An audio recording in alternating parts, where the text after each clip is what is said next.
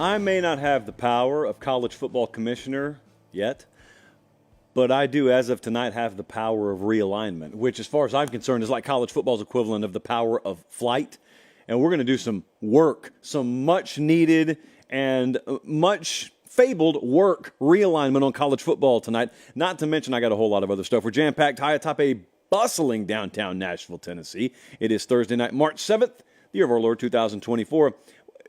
Let's just delve into pure fantasy land for a second. Forget about the rules. Forget about everything else. Forget about media rights deals. If you had the power to make your perfectly aligned sport, nothing's off the table, what would it look like? I will tell you mine tonight. Nick Saban's been talking a lot. He signed with ESPN, and he didn't wait long to start talking. And several things got said yesterday, and we are going to dive into some of those today. I've got spring practice intel starting to pour into Pate State headquarters from all corners of the country. All that, plus one of the worst bits of criticism that I think exists in the college football space about coaches and teams, and it's just time. Here we are, early March. I think it's time to address it. We've got to eradicate this from our psyche. They're watching us in Loudon, Tennessee, Boise, Idaho, Cochran, Georgia, San Diego, California. It was a busy day for us today. I think we booked 9 trips today. So the Pate State Speaker Series, the whole tour, the whole spring tour, it's already kicked off, but it's really about to kick off. And who knows? Whomst knows whether we'll end up in your backyard. At Late Kick Josh. Follow on the socials. I drop Easter eggs all over the place. I promise it will not totally sneak up on you if you're following over there. Okay, let's dive into this show. Producer Belchie is at the wheel tonight because producer Jesse had the audacity to live his life. He's getting married. Congrats and stuff. It is a spring wedding, so thank you. It is a Friday spring wedding. But he had the audacity to have a bachelor party, and so he's not here tonight. Belchie is. Producer Belchie is at the wheel. Director Colin, producer Belchie, Bradley the associate. Everyone's fingers are crossed. Let's dive into the show tonight. We'll be fine. I think we'll be fine. Chris Lowe covers Alabama/Nick Saban about as well as anyone on the face of the earth has ever done. Chris Lowe comes out with a long feature yesterday on ESPN.com where Nick Saban just decided to start going off a little bit. Not in an angry way, certainly not in an angry way, but Nick Saban had a lot of stuff to say that previously you would never have heard Nick Saban say. So here's what I'm going to do. I'm certainly not going to read the whole thing because I don't have time to, but I'm going to paper pop. And I'm going to tell you again, ESPN.com is where you can find this. It is still prominently featured over there as of tonight. But I want to take a little portion. I want to know if you read this or did you see this anywhere yesterday. I want to take a little portion of this thing and I want to hone in on it a little bit. So this is from the Chris Lowe feature, and this is Nick Saban being quoted here. Quote, I thought we could have a hell of a team next year, and then maybe 70 or 80% of the players you talk to, all they want to know is 2 things. What assurances do I have that I'm going to play because they're thinking about transferring? And how much are you going to pay me? Our program here was always built on how much value we could create for your future in your personal development, academic success in graduating, and developing an NFL career on the field. So I'm saying to myself, maybe this doesn't work anymore. The goals and aspirations are just different, and that it's all about how much money can I make as a college player. I'm not saying that's bad. I'm not saying that's wrong. I'm just saying that's never been what we were all about, and it's not why we had success through the years. So what do you think about all that? Because everyone had a really strong take that I saw yesterday, and I kept my mouth shut because I knew, hey, we got a show tonight, so I'm going to talk about it tonight. There was this, how should I describe this? When this got said by Nick Saban, there's this really weird misplaced aggression towards guys like Saban. And Saban is the biggest voice in the room, so when he speaks, people hear it. Nick Saban says, I didn't like where college football was headed. That had a lot to do with why I retired. And he started detailing certain parts. And I watched people, one by one yesterday, have this weird misplaced aggression towards Nick Saban. And they're almost like saying, well, he should quit if he thinks that. He did. That's quite literally what he's talking about. In fact, let me read this again. He said, I'm not saying it's bad. I'm not saying it's wrong. I'm just saying that's not what we were about. Translation. I'm not saying it's wrong. I'm just saying that's not the college football I know and love, and that's why I'm hitting the exit door. Do you remember 2 years ago on this program, we were not the only ones, but on this program, I started to allude to big-name coaches that were on the brink of hitting the exit door because they did not like where the sport was headed. Nick Saban was one of them, certainly not the only one. I've said certainly 3 times on the show already tonight, so let's try and cut back on that. Belchie, that's on you. Let's try and cut back on that. Nick Saban's not the only one, but the point here is there's this aggression people get in their voice when they start talking about this. Folks just hell-bent on knocking down every support beam that's held this sport up, seemingly, or held the old version of the sport up.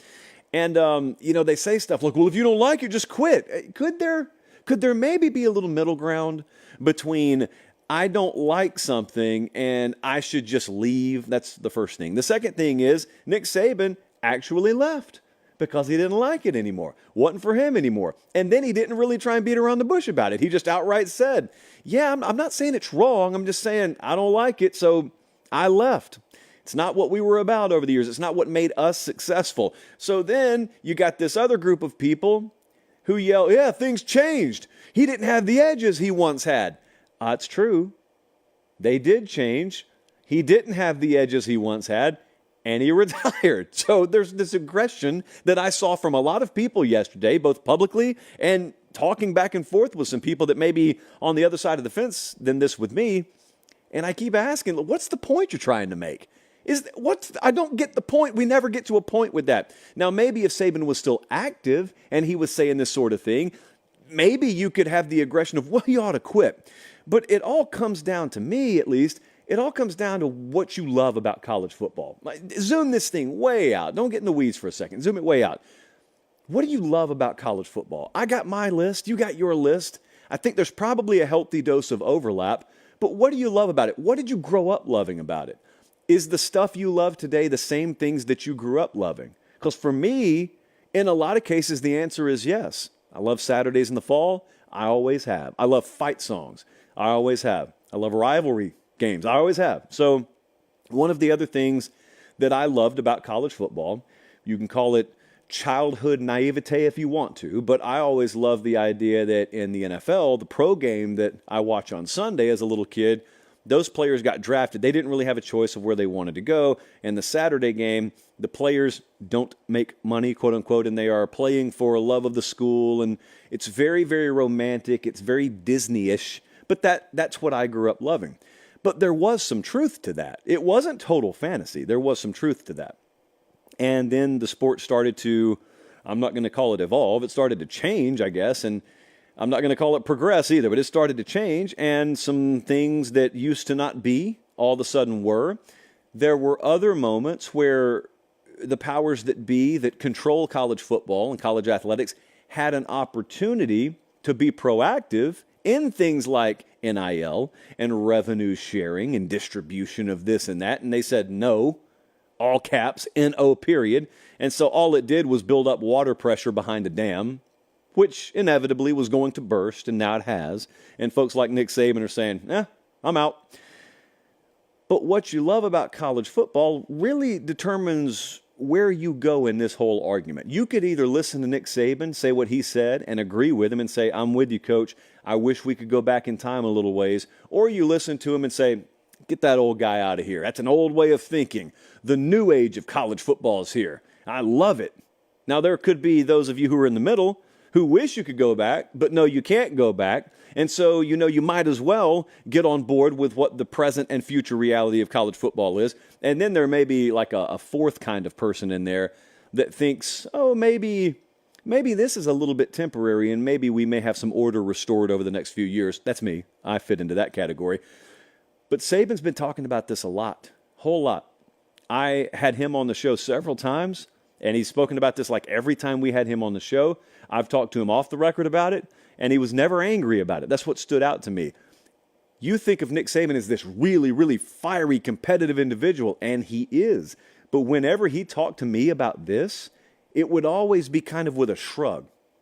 And it was obvious to me, it was a guy that knew you can't stay in any competitive business or walk of life for decades and not have things change around you. Now, he had done a great job of adjusting. He's done as good a job as anybody I've seen at this high a level of adjusting and staying ahead of the curve. But this was one of the things that kind of struck at one of the foundational, or several of the foundational pillars on which he built Alabama football. And so he said, that's not negotiable for me. So I'm probably going to be out of here. But it was always kind of a, this is happening, and shrug, this is how I feel about it.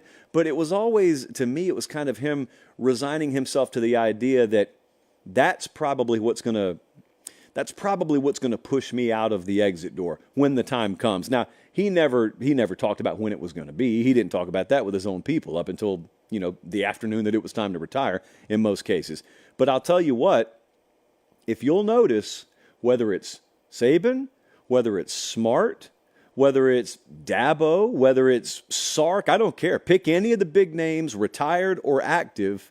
You notice what a lot of these coaches say. They'll give you their take on NIL, portal, where college football is in general, and then they'll kind of make sure to add in. Now, I'm not saying it's wrong. I'm not saying it's bad. I'm not saying it's wrong. It just is. That's because there's a part of them inside who know, look, I'm in a competitive industry. As a head coach, I'm trying to make every dollar I can. They know that. And they're trying not to be hypocrites about it. And for the record, I don't think they are, in most cases, being hypocrites about it. I mean, it's totally fair to be able to make a point about what's better for the overall good of college football and also be a multimillionaire. You can talk both ways. It doesn't have to be out of both sides of your mouth. None of them, on or off the record, have ever sat here and told me or anybody who I've listened to them talk to that they didn't want players making money. Quite the opposite. Most of them, Saban included, on and off the record, have advocated for revenue sharing with players for quite a while. The difference was, that mechanism wasn't in place. And they knew when this thing finally bursts, and it's being held back, that water pressure is being held back, when it finally bursts, some of us are going to drown.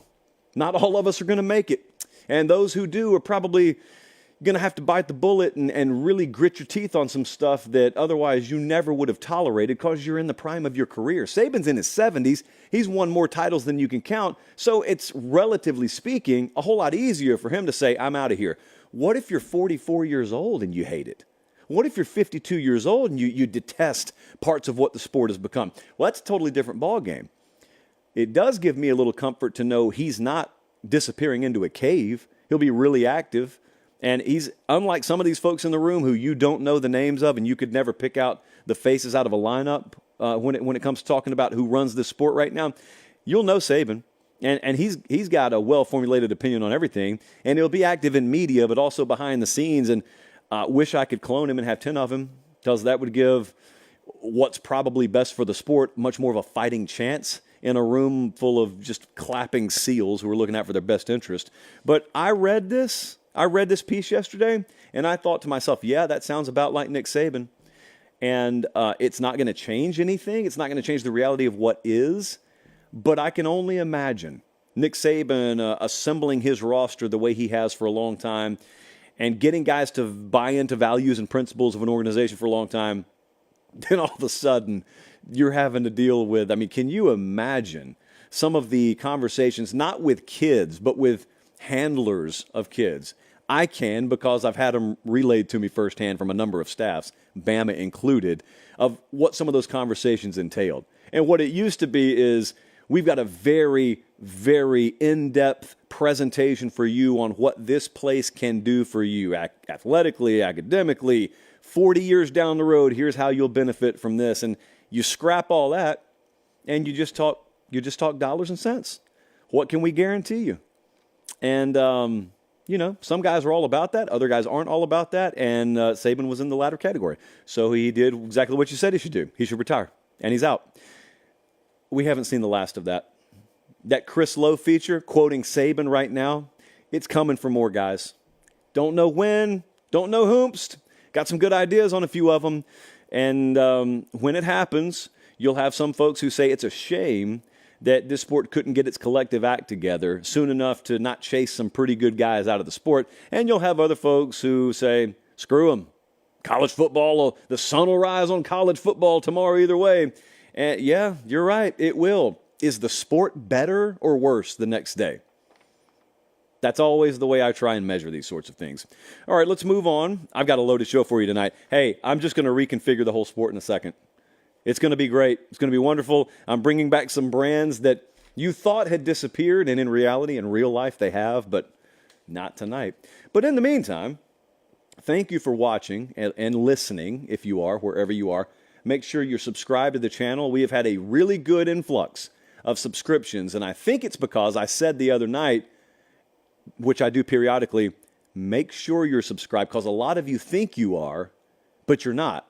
So check on YouTube or in the podcast feed you listen on. Make sure you're subscribed. It's not going to cost you anything. Like you're going to listen like you always have, but it helps us if you're subscribed. And I appreciate that. So spring practice is opening all across the country. We're going to be on the road a lot this spring, but I can't be everywhere all at once. So we're counting on our network of folks to feed us information, and I got you some tonight. I'm going to go to Arkansas first. We're just going to go all over the place. How beautiful was it today to crank up the internet and to have footage of Bobby Petrino roaming the sidelines in Woo Pig gear just fed to me. It's awesome. It's great. Not all of you share that opinion, but that's okay. I've got Robert Petrino and Sam Pittman in the same frame in this Arkansas practice B-roll. It's awesome. To me, it's awesome. Now, I was over at Hog Sports earlier today, perusing. Wanted to see what Trey Biddy and Danny West and the boys have been up to over there. And I saw someone say something that I agree with. Arkansas's wide receiver core is not going to be the best in the conference, but it will probably be a little underrated coming into this year. And I agree with that. And that's some of the early vibe I'm getting out of Fayetteville. But what you'll see is you'll see a guy like Petrino able to maximize whatever that unit's potential is. So that's something I'm paying attention to with them this spring. Isaac Teasla, remember the tight end from Hillsdale that we were all over 2 years ago? I'm still watching him. We have not sold our Isaac stock, we'll call it IP. It's IS, but it's is. But I have not sold that. So Arkansas, keeping an early eye on Bobby Petrino's offense at Arkansas. At Miami, oh, by the way, Colin, keep that up for a second. The over-under at Arkansas is 5.5 wins. That's way too soon to be placing. Well, it's not way too soon to bet, because you can do it if you want to at FanDuel. I'm not going to do it yet. But just a question for you folks at Arkansas. If the over hit, you won 6 games. Is that good enough for you this year? I think you know what I mean by that. Is that good enough?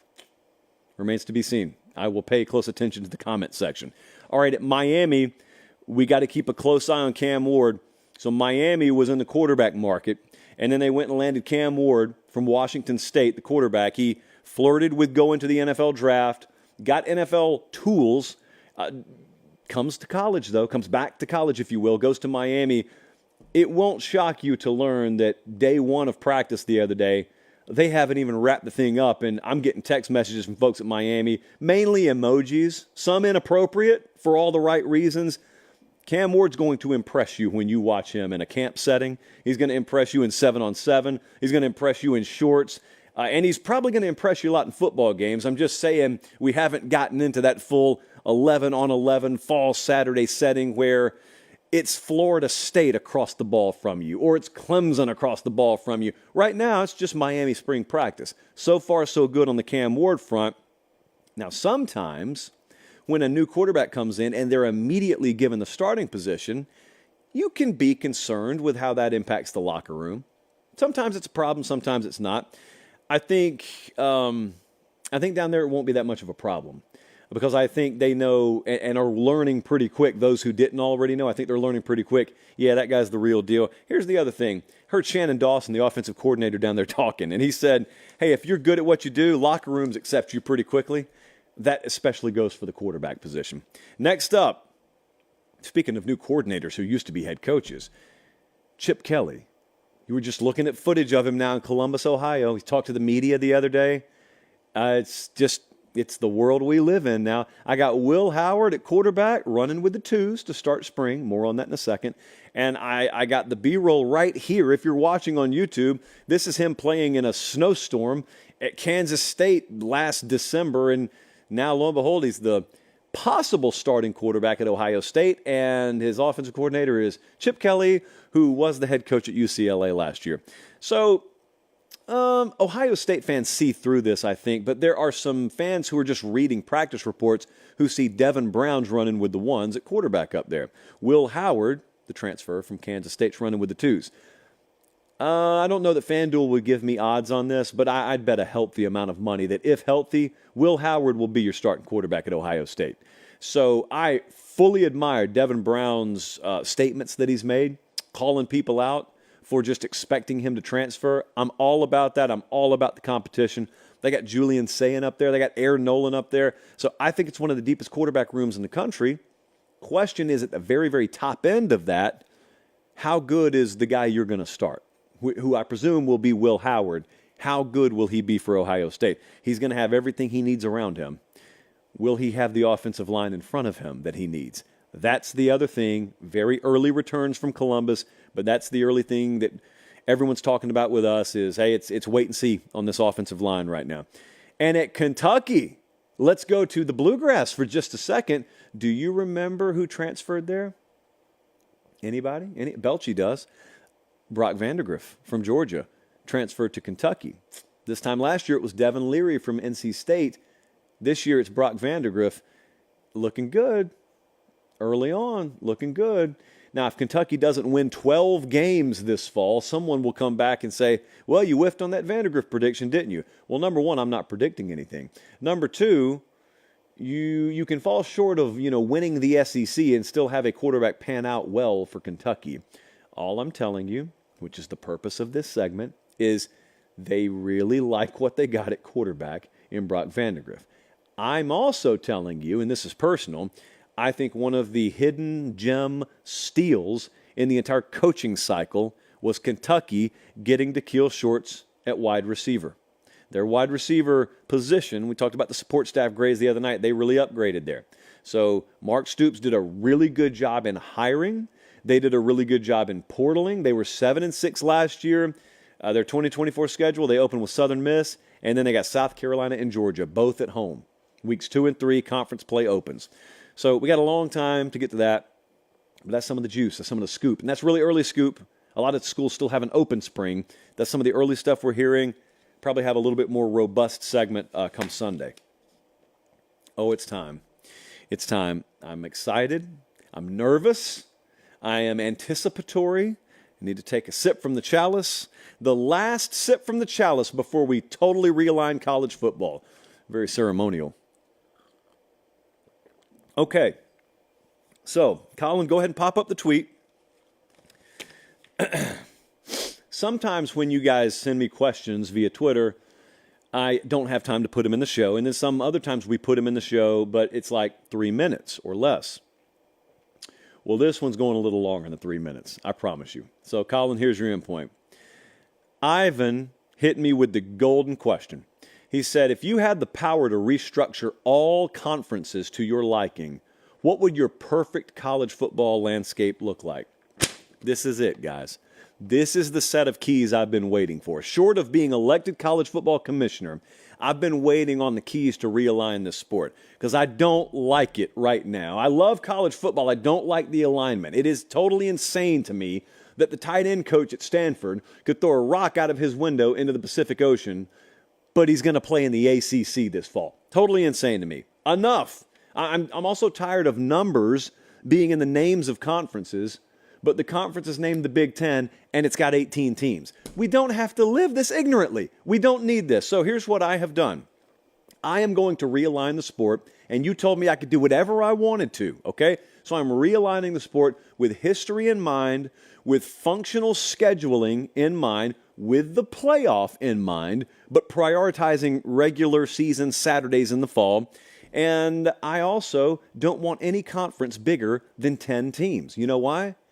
I have this crazy idea that in college football, everyone should be able to face everyone in their conference every year. It's crazy, but I think it could work, okay? So in the SEC, here's where I went. I took Texas and OU out. I took Arkansas out. They're not gone from the sport. I'm just replacing them. I'm putting them elsewhere. Vandy's gone. Controversial? No, probably not. Vandy's gone and A&M's gone. So I've got 10 teams here. I got the 2 teams in Alabama. I got Florida, Georgia, Kentucky, LSU, Mississippi State and Ole Miss, South Carolina, and Tennessee. That's my SEC. 10 teams. That's my SEC. Let's go to the Big Ten. In the Big Ten, I'm probably going to get a little pushback from Maryland fans because I took Maryland out of the Big Ten. I'll tell you what I did with them in a second. Rutgers is gone as well. There is no West Coast team, nor should there be, in the Big Ten. So the LA schools are gone. Oregon's back on the West Coast. Washington's back on the West Coast. I'll tell you what conference they're in a second. There are actually 10 teams here. Now, Northwestern was tough. Believe it or not, I wrestled heavily with what to do with Northwestern. There was a scenario where I took Penn State and put them elsewhere, and I put Northwestern in the Big Ten. They've always been there. But you told me I could do what I wanted to. So I'm taking Northwestern, and they're actually going to be an independent. I'll talk more about them in a second. They're going to be an independent. Guess who's back? Guess who's back? The Big East is back in football. The Big East is back amongst us on Saturdays in the fall. The originals are all there. I've added UCF to the Big East.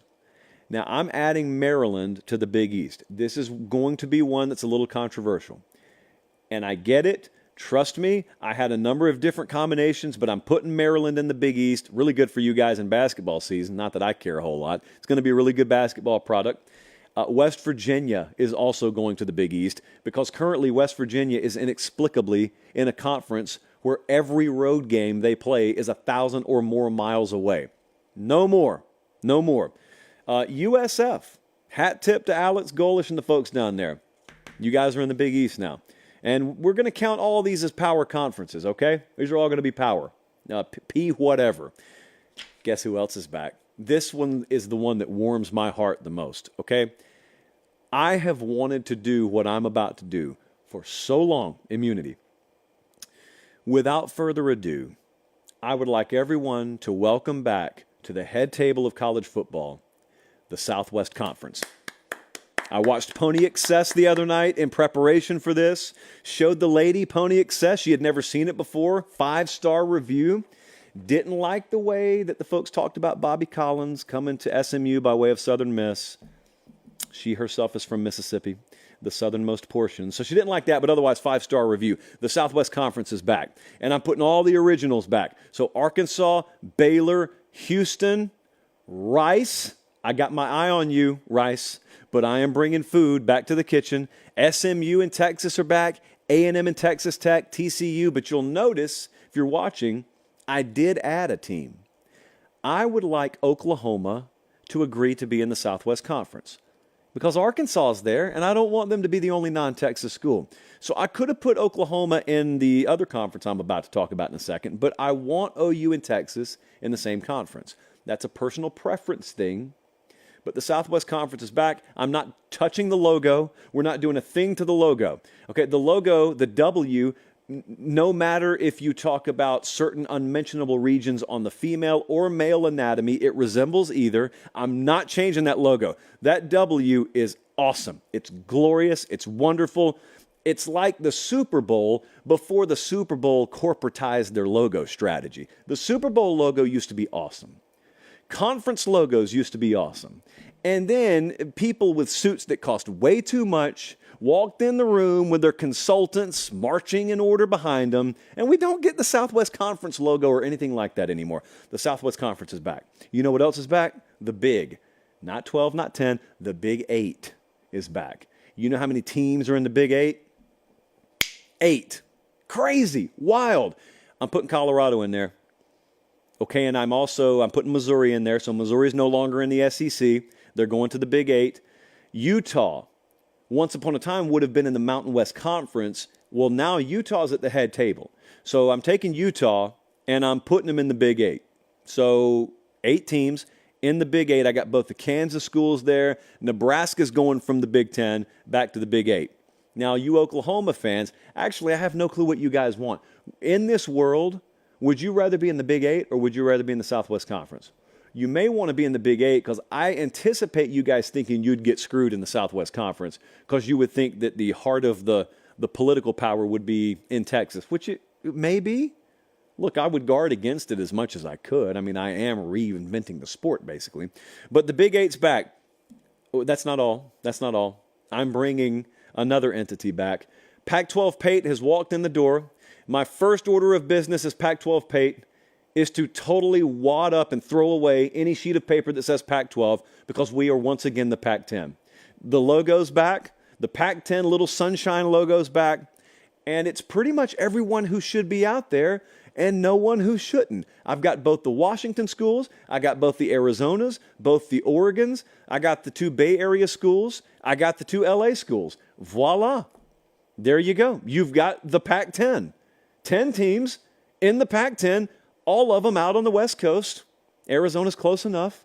And it's a concept that worked for a long time, kids, and it could again. Now let me take you back all the way across the country to the conference that Cal and Stanford currently call home, and it's the ACC. And it's all the current members minus Pitt, minus Louisville, minus Syracuse, and minus Boston College, who have been split up and largely are now all in the Big East. That's a solid conference. It's a solid conference. I suppose Miami used to be in the Big East.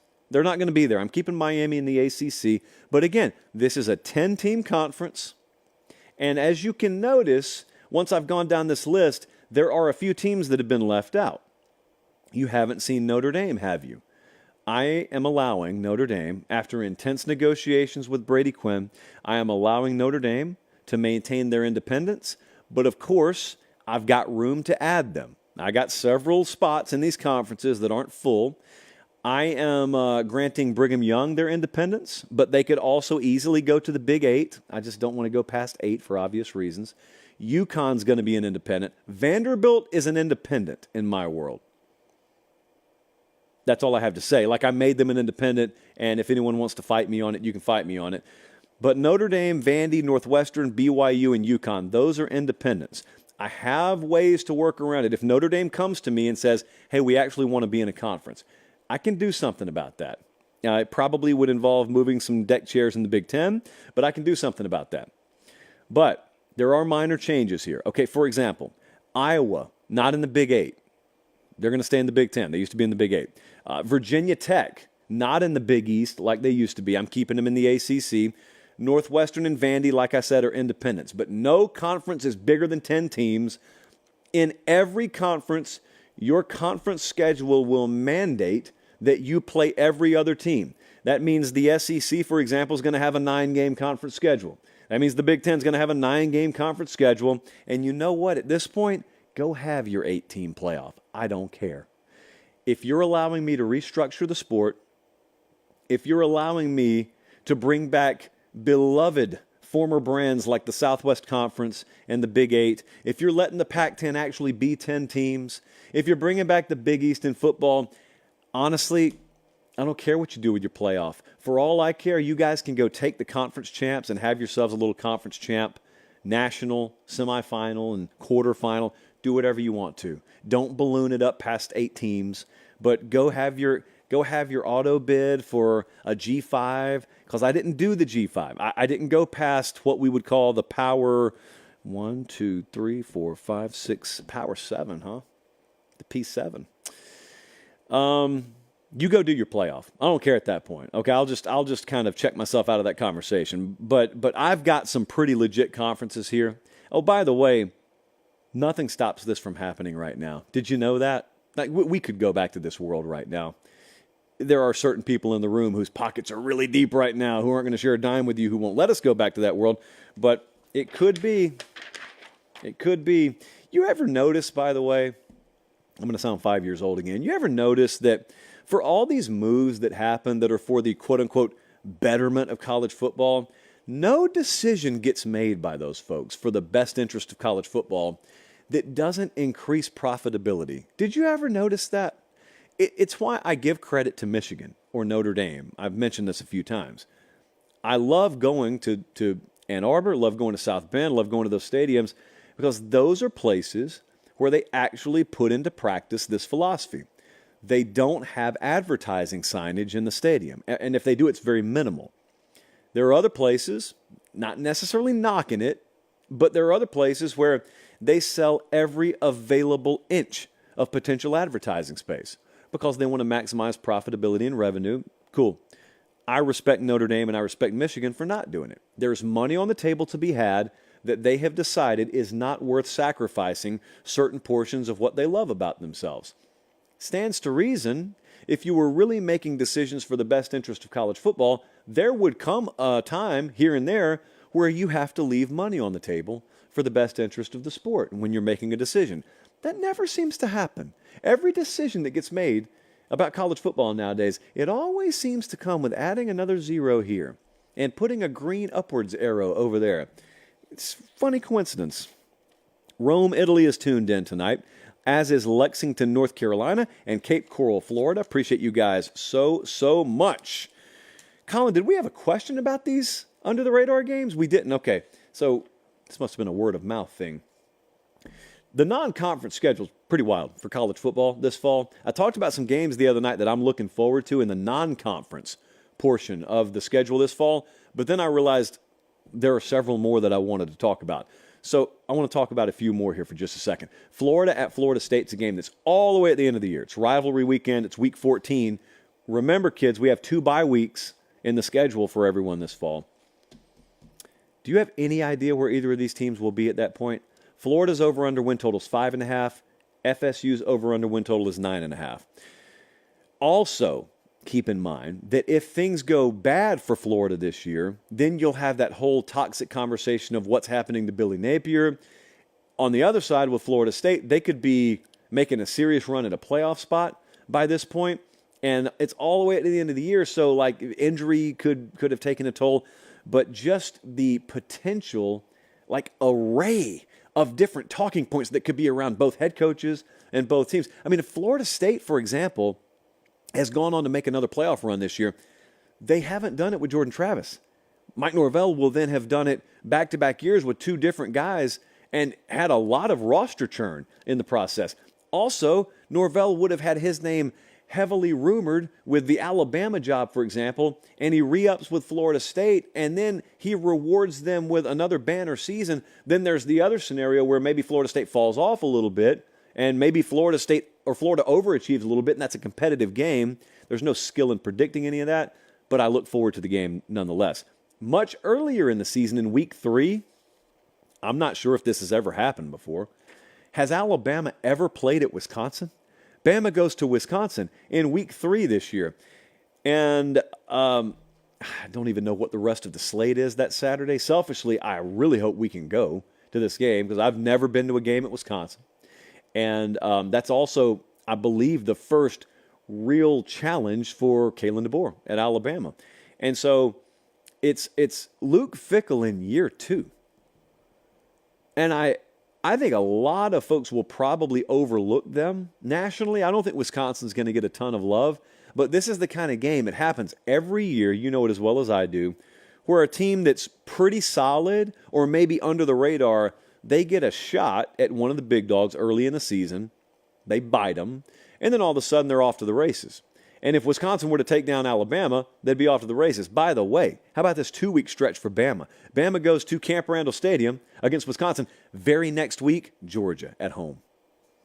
So you're going to find out really, really quick about Alabama's 2024 version under Kalen DeBoer. And they're opening spring ball there a couple of days in, so we'll probably talk about Bama a lot more Sunday. How about week 1? Why wait? Let's go week 1. Fresno State at Michigan.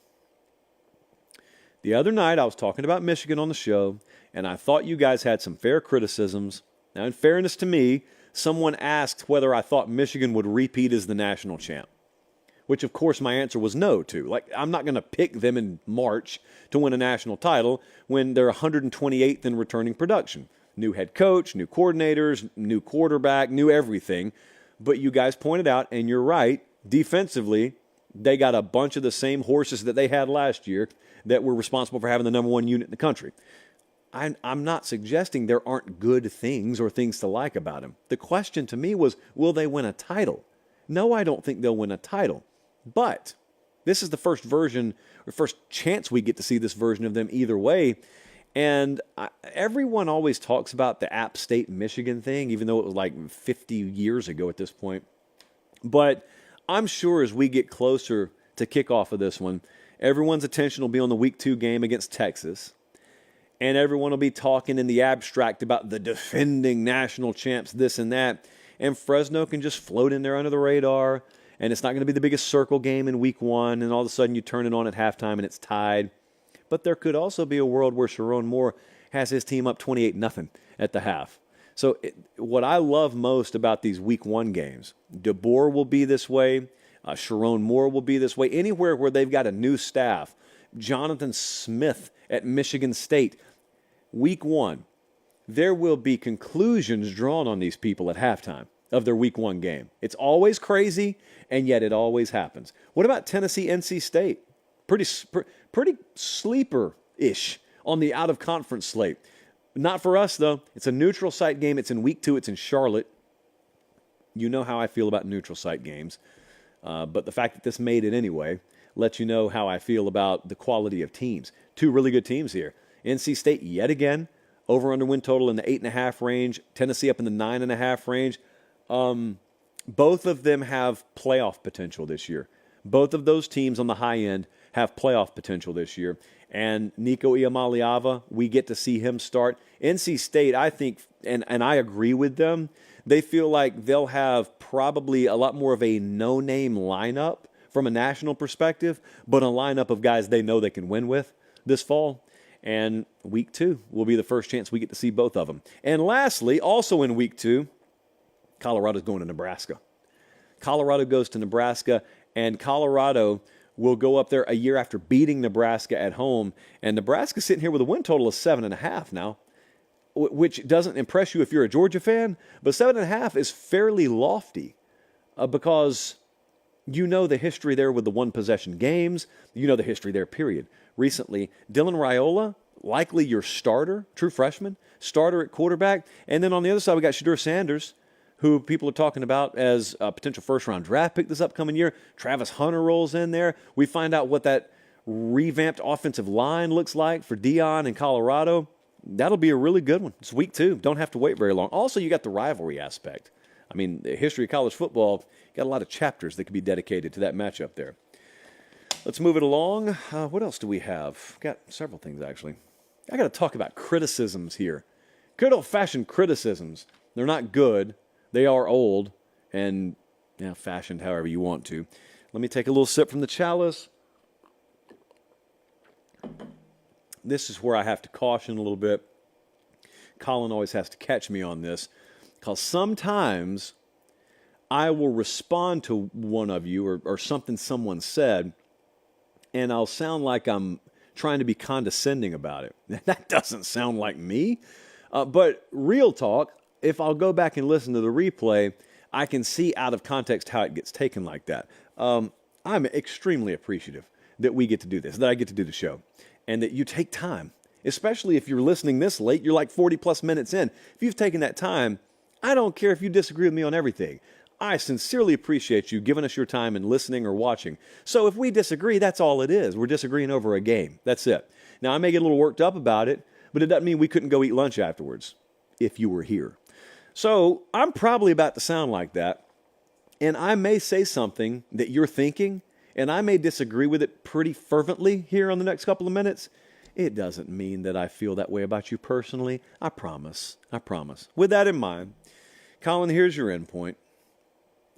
We have got to eradicate a certain type of criticism that certain types of casuals out there are levying at coaches in this sport and teams in this sport. So the other day, it's actually February, so it's over a month ago, but I put this tweet out. I said, quote, "He hasn't won anything," unquote. That's being tossed at any coach without a college football playoff trophy, and it's insane. It's insane because there are 3 active college football head coaches with national titles. 3 of them. Dabo's 1, Kirby's 2. Who's the third one? It's Mac Brown, who won his in 2005. So it technically is not even a college football playoff trophy. It's a national title.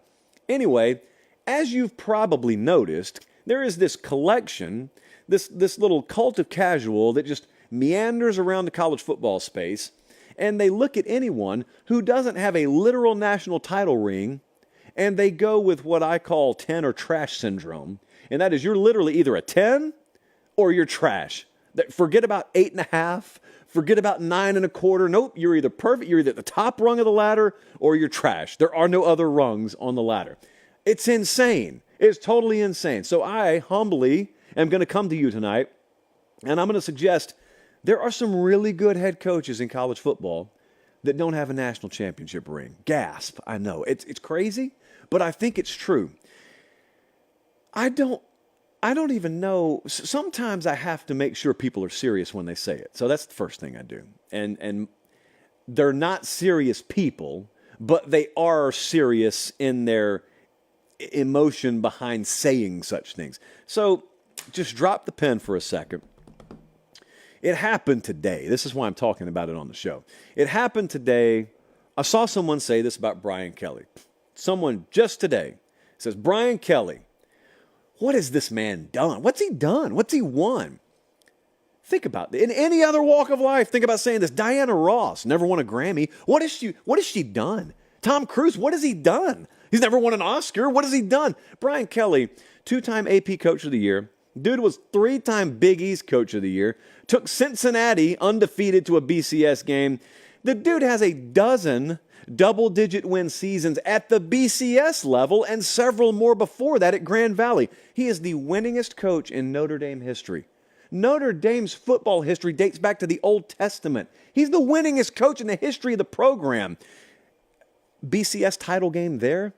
2 college football playoff trips in his time at Notre Dame. He won the SEC West 5 minutes after walking in the door at LSU. What has he done, though, Josh?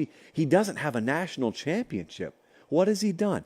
You would never say this about Diana Ross just because she doesn't have a Grammy. You would never say this about Tom Cruise just because he doesn't have an Oscar.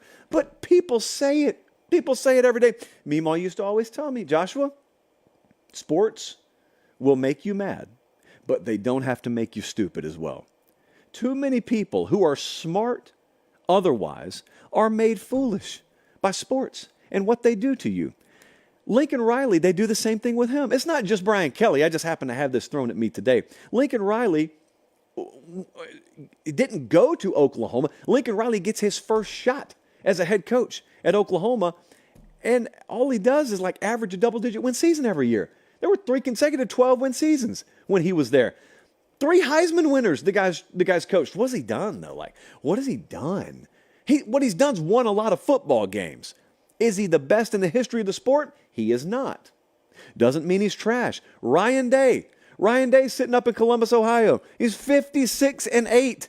He's a missed field goal last year against Georgia away from a national championship of his own. And I got folks saying, well, since he hadn't won a title, what's he done? As if to say Sam Pittman, sub 500, and Ryan Day, those are the same coach because neither one of them's got a national title. Are you really participating in this? Please tell me you're not. Inevitably, I know there are some of you out there who are. There are some of you out there. I just participated right before I went on the show in someone on one of the social platforms here who put up a picture of Lincoln Riley and Brian Kelly, and I did not plan on this. It just happened. It's our buddies over at CFB Talk Daily. And they said, which one of these coaches is more overrated? And I responded the way I always do. And I said, well, what are they rated? And I kid you not, the first reply was someone asking me, are you really going to do the same semantics thing for the millionth time? If so, I'm going to lose it. Semantics. Translation. Someone calls someone overrated. Therefore, I want to know, what is the person rated? Someone could call a team overrated. First thing I want to know is, what is the team rated? Now, if you listen to or watch the show or have for any length of time, you know where I'm always going with that. To be overrated, you have to be rated higher than what you are. Well, I got to know what you're rated, first off. And it's always very common with teams like Notre Dame or coaches like Brian Kelly. He's overrated. Well, where is he rated? If he's rated number 1 in the country, he's overrated. He's not better than Kirby Smart. I wouldn't take him over Kirby Smart is what I'm saying.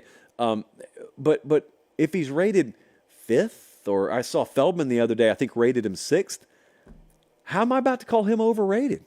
And if so, what criteria, what metrics am I using? Like, how is Brian Kelly definitively overrated at number 6? Did you listen to the list of accomplishments here? And you're not about to sit here and throw national titles in my face because Mac Brown's got one. Where are you rating him? You rating him top 3? Mac Brown's one of 3 active coaches with a national title. So if you want to come at me with the what has he won mentality, as if to say championship or bust is the only metric, where are you putting Mac Brown? Where'd you have Chiswick when he was at Auburn? He had a national title, and then 5 minutes later he's out of a job. Is that the end-all, be-all? Is that the only metric of accomplishment? Or could it be a little deeper than that? Could it be a little more nuanced than that? I'm a believer that it is. I'm sorry for anyone I upset. If you are a believer that, let's say, for example, a Lincoln Riley could take this year and take Miller Moss at quarterback and win it all, go to FanDuel and bet it. You get really good odds right now. You think that Garrett Nussmeier is going to take LSU to the promised land? Get pretty good odds on that too. I was looking at a lot of these odds earlier today. We're about to talk about a team in a second. It's A&M. And they're in the top 15 nationally to win the national title. But if you are a believer in Mike Elko, and you're a believer that Connor Wigman could have this year be the year he explodes, if you think that talent roster has underperformed because they had the wrong guy at the helm, and now they've got the right guy, you can get really good odds over at FanDuel right now. We're proud to partner with them. Had a nice 45-minute meeting with them earlier this week. Good ideas. That kitchen has a whole lot of smoke coming out of it right now. The kitchen where FanDuel and me, we get to go in there and we get to cook some stuff up because it's stuff that you've requested, so I know you'll like it all. I don't care if you don't bet. Frankly, there's a lot of stuff FanDuel is on the precipice of being able to do with us on this show that people who never wager a dime will enjoy. And of course, if you do, you'll love it. So that's our exclusive odds provider, and they're that way for a reason. We really appreciate them. All right, last question of the evening, and then I got to roll home. We all have a bedtime. We all got to get supper. I'm no different. Someone asked me about a team we have not talked about in a couple of weeks, so we're going to do it right now. Raul hit me up and said, I'm in Fort Worth, Texas. What can the expectations be for the Aggies year one under Mike Elko? So quickly, let me tell you what the expectations are in the odds market. So our buddies over at FanDuel, they've already got all the numbers on Texas A&M. So in the SEC, they have the 8th best odds to win the conference title. Their over-under win total is 8.5, and they've got the 15th best odds to win the national championship. So not bad, not in the lead pack, but certainly a contender. If you think about that for a second, we're going to put 12 teams in the playoff this year. At least that's what they tell me. So if you got odds in the teens, like you're a contender. FanDuel views Texas A&M as a playoff contender right now. Translation. So I think they could be the surprise team of the SEC is my question. I'm trying to be very careful with A&M. Number one, because I've got a reputation of overrating them, which is accurate. That is accurate. And it's the model's fault. Like, to be very clear, I take absolutely no responsibility for anything that goes wrong on this show. I take credit. The model takes the blame. And sometimes Jesse when he's in town and not at his bachelor party. So that's just the dynamic that we agreed on here. And as you can see, there's no one at the table that disagrees with me. Not a single voice at this table has ever disagreed with me on that. So I do have a little history of maybe slightly inflating A&M on here, but the only reason is because Jimbo underachieved. So I got certain things that I blindly buy into. A&M's had them, and Jimbo maybe I shouldn't have bought into as much because he kind of ankle-weighted the program a little bit. Well, he's gone. Is Mike Elko the answer? Mike Elko, early returns out there, as expected, are really good. Mike Elko, I think, is a player that locker room will fight for and go over the cliff for a little more readily than they did Jimbo. And I'm not saying they didn't have fight. I'm saying they'll have more of it from Mike Elko. I think there'll be more of a connectivity between Elko and his players. That's very evident from people who were on the ground out there early on. It's a top 10 talent roster this year. They did really good in the portal. He hired pretty well. I got him as a solid Tier 2 staff in the SEC right now, and plenty of room to rise. And you know they play Notre Dame week 1. So we've seen this before where a program kind of believes in itself, but then does something early in the year, week 1, week 2, week 3, and all of a sudden they even surprise themselves a little bit by how good they looked. Well, Notre Dame's going to head down to College Station for a week 1 game. And if you land one on their jaw and you knock them off, and A&M's a 1.5-point favorite in the game, so it's not some upset if you do it, well, then you're kind of off to the races a little bit. And listen to this now. A&M does not play Bama this year. They do not play Georgia. They get LSU at home with LSU on a back-to-back road stretch. They get Texas at home to end the year. There's a world here where if Connor Wigman's the real deal at quarterback and Elko brought in the right combination to surround him and support him, that offensive line gets figured out, which is probably the biggest question they have right now. Man, like A&M could be a player this year. I'm trying. You can tell. I'm trying. I'm trying not to convince myself in March to go place irresponsible wagers on A&M futures, but man, I may just do it when we end the show. Because I do think that if I'm circling some teams that are dark horse, I'm doing it. I knew I was going to do it. If I'm just saying in spring, reserving the right to redact this at any time, if I were circling some teams that had dark horse potential, that'd be one of them. I know you got to go through a mountain that is Georgia if you're going to dark horse your way to an SEC title. I know that. So it's tough. Like if they played in the Big 12, it'd be different because there's no insurmountable hurdle out there. But you don't have to win the SEC to make the playoff. So 2 things could be true there. I think they're a dark horse playoff contender. That's what I think they could be under Mike Elko. That's all. Could. You heard me, Colin. Could be. They could also go 500. Could be. Yes, thank you. All right, that's our show. Very solid job by interim producer Belchi and director Colin. Solid as always. Appreciate you guys so much for watching. We'll be back here same time Sunday night. Until then, have a great start to your weekend. Take care, and God bless.